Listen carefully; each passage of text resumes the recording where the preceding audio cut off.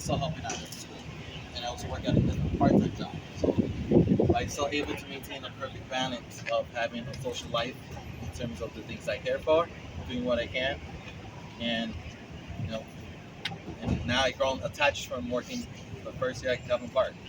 Now seeing how the middle school is, and they're trying to get rid of that. That's not right. There's been so many changes. Yeah, there's been so many changes to where we were just getting used to it. Now with the pandemic, that's another major change. So now through these two major changes, we're finally driving, basically, to where we're getting things work. Now with the middle school gone, we'll make up for what has been done. And now looking at the school now, there's been a lot of remodeling. There's been, projects going on, art infused with the kids we work with. We've taken a whole day to ourselves just to making the school look more lively, more beautiful, as it already is. And now, what we worked so hard to build from. Sorry. You got it, brother. It really became a huge part of our community. And I can't help but be thankful and also excited to work with everyone.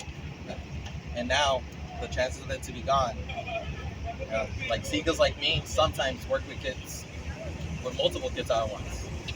And so we already lack the help that we need and support for everyone. There's about 25, 21 kids that need help under our talking teacher for support. There's only 8 of us now. One person just quit as of yesterday or the day before. So we're even more shorthand. So we're all just doing what we can. And now, at Calvin Park, we teach our students self-investment. So now it is time to invest ourselves. Amen. Thank you.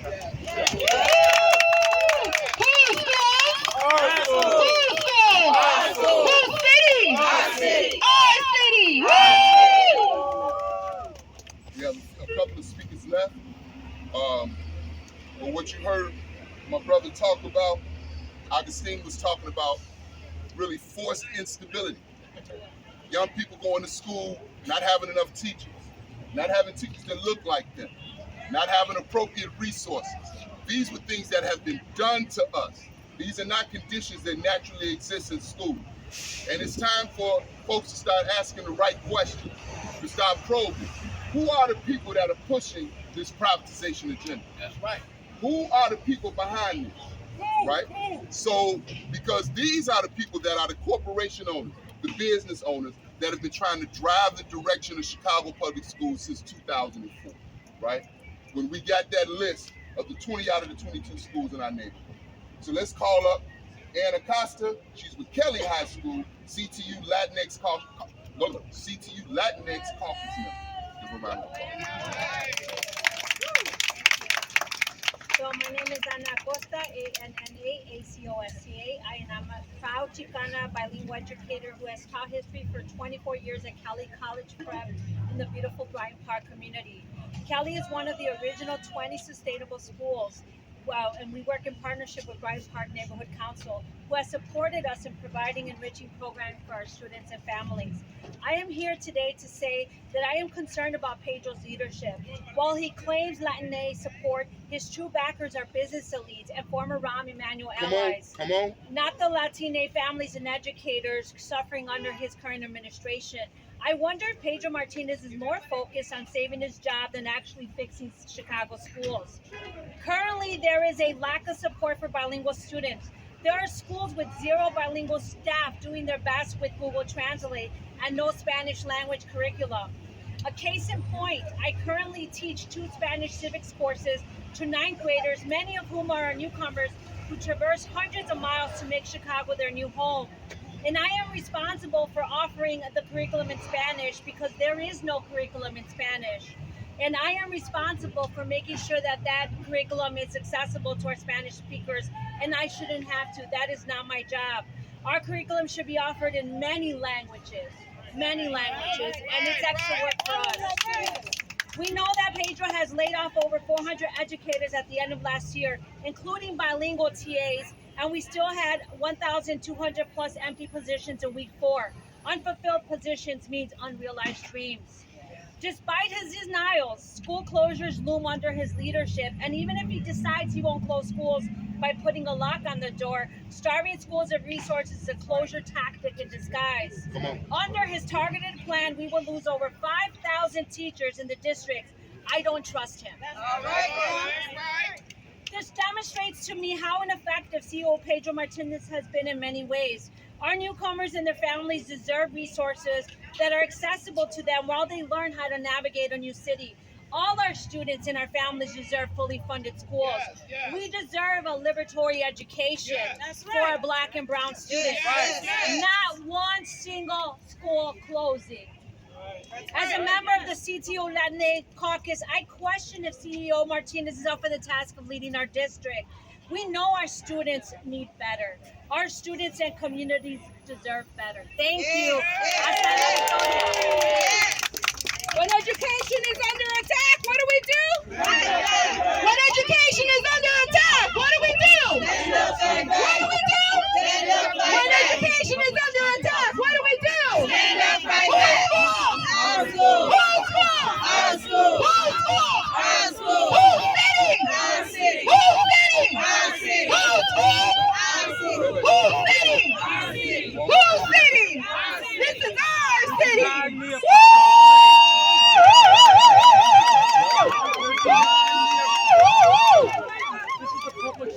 Who's got the power? We got the power. What kind of power? We got the power. Who's got the power? We got the power. What kind of power? People power. Who's got the power? We got the power. What kind of power? People power. Who's got the power? We got the power. What kind of power? People power. Who's got the power? We got the power. What kind of power? People power. So yo, as my sister said, Anna, a second ago, we have a saying, all money ain't good money. Come on. And so it's really interesting that Pedro Martinez seeks the support of people who do not have support in our communities. So when you mention names like Arnie Duncan, that's not credibility. When you mention names like Juan Rangel, that's not credibility. When you mention names like, give me another, Rahm Emanuel, that's not credibility. All right, Jesse Ruiz, that's not credibility. These people, Susanna Mendoza. So these are the people who have carried the water for corporate interests for the past 30 years. All right? Gleeful peons that have done whatever the corporate community told them to do. But what we're saying is that we will not stand for one school closing. Not this year, not next year, or the next, or the next. We're calling for equity, which means you have to look at that little child that lives in Humboldt Park, or that child that lives in Austin, or that child that lives in Little Village, or that child that lives in Bronzeville, and despite all of your racist intentions, you're going to give them the equitable resources that you give that child on the Gold Coast. You're going to give them the resources, because your children ain't no better than ours. And for you to think that they are is a sign of the sickness that Chicago needs to heal itself from. Come on now. Over 160 school closings. 300,000 people pushed out of a city under the guise of democracy. So no, what we're moving to today is a day where we're going to have sustainable community schools in this city. And just like we're able to organize to put a teacher on the 5th floor, we've been able to organize to win an elected school board when many people laughed at us. Come on. Those same corporate interests. We're going to organize to make sure that you're going to look at those babies through our eyes, not through yours. This is a city where in Little Village, shame on you, Chicago. In Little Village, they had to starve themselves for 19 days under Paul Vallis and Arnie Duncan's leadership to get a state-of-the-art high school. This is a city in Bronzeville to stop the closing of our last school. We had to starve ourselves for 34 days in a supposed democracy. And anybody want to come up here and say something different, come see me. All right now. I'm not playing with y'all. You really want to challenge me on that one? No, you really want to challenge me on that one? No, you want to challenge me on that one? So if I understand everything I correctly, understand, but he offered. what we calling for He is offered me my equity in the stepping city of out. Chicago, Yes. sustainable He community offered. I just schools, stepped off. and we're gonna call our last speaker. Our last speaker. No, he's at anybody. Our last speaker He's at anybody. from Mothers Opposed to Violence Everywhere. Yes. Yes. Our brother, Reverend Robin Hood. He can say anybody said otherwise. Step up. My name is Reverend Robin Hood, ROBONHOOD. I am the founder and director of Mothers Opposed to Violence Everywhere and Youth Opposed to Violence Everywhere. Somebody asked me a question earlier today and asked, why was this so important to us? Well, Chicago Public Schools got a history of getting it wrong. Am I right? Yes. They got it wrong when Rahm Emanuel closed 49 out of 50 schools without a safety plan, without true education resources. They got it wrong. They got it wrong when they did Renaissance 2010. Got it wrong. When I look at this list and I look at the schools in the neighborhoods we live in and serve, Garfield, North Lawndale, and East and West Garfield, I see something that I can tell they did not ask one parent. They did not talk to no organization in those communities about their thoughts. And one thing I can say about CPS, for 25 years they've been lying to us. Yes, they have. They have meetings about school closing with people that ain't even the parents. Come on now. So why shouldn't we believe that this is true? We're not going to take it. And you talking about violence. Don't we have enough violence in the city of Chicago? Yes, we do. Shouldn't you ask the youth and the parents, what does it take to make great schools and to stop the violence? Yes, sure. That's the problem with Chicago public schools. It's still systematically racist, and we got to change that outlook. That's why we got an elected school board now, and they're going to listen to us because we are no longer listening to them. That's Thank right.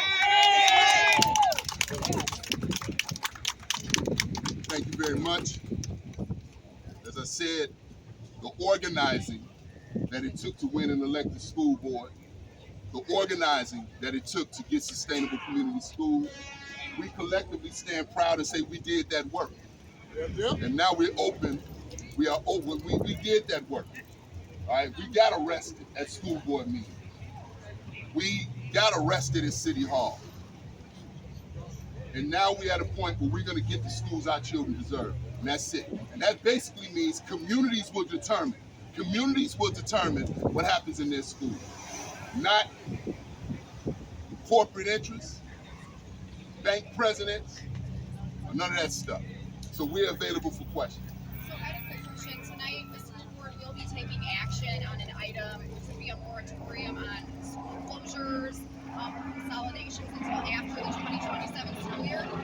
What are your concerns? I'm assuming you still would have concerns, even if that did pass. Even if it did pass, it's non-binding.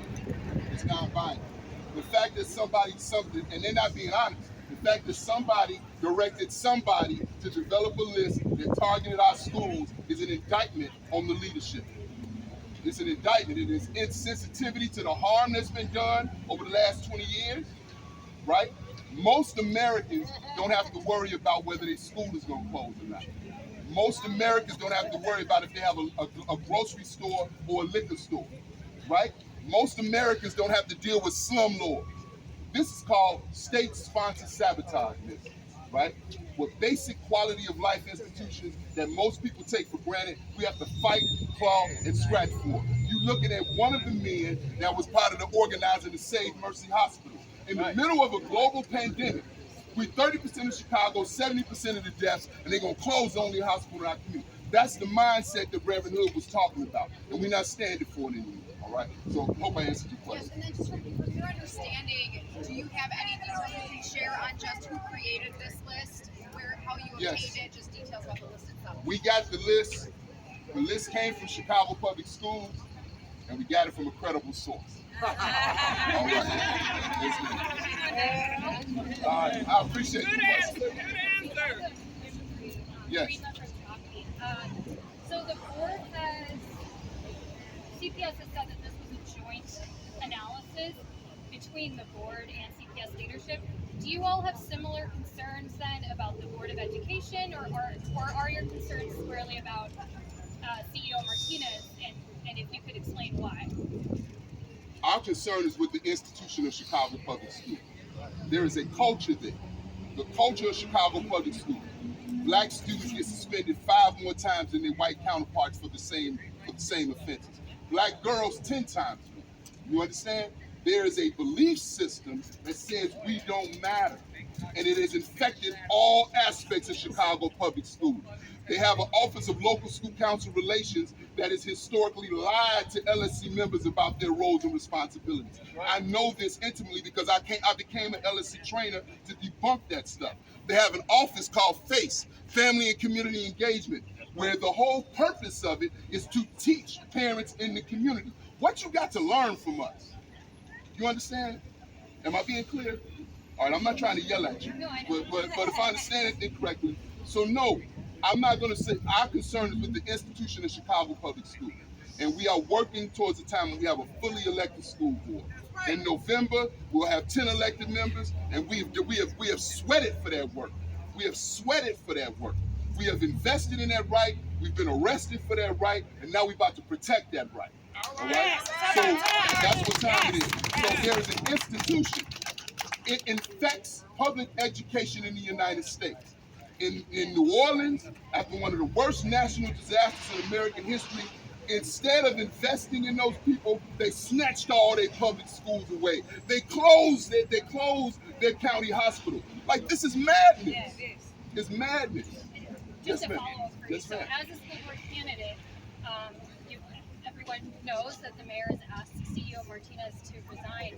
Do you think that the CEO should resign? I don't know. What I do know is that while I'm a candidate and I'm still flying the cocoa flag, what we want is we want to meet with him. All right, we're not calling for his resignation right now. We want to meet with him. We want him to answer for this, right? And we want to hear what he has to say. And then I think after that we'll be prepared to make statements in regards to what we think about his future. Right? Yes, ma'am. Any other questions? All right. Whose school? Our school. Whose school? Our school. Whose school? Our school. Whose school? Our school. All right, here we go. When I say what do we want, we say no school closes. What do we want it now? And if we don't get it, Shut it down. don't have me out here by myself. All right. What do we want? No school closing. What do we want? No school closing. When do we want it? Now. What do we want? No school closing. When do we want it? Now. If we don't get it, Shut it down. if we don't get it, Shut it down. we don't get it, Shut it down. we don't get it, Shut it down. we don't get it, Shut it down. we don't get it, Shut it down. if we don't get it, Shut it down.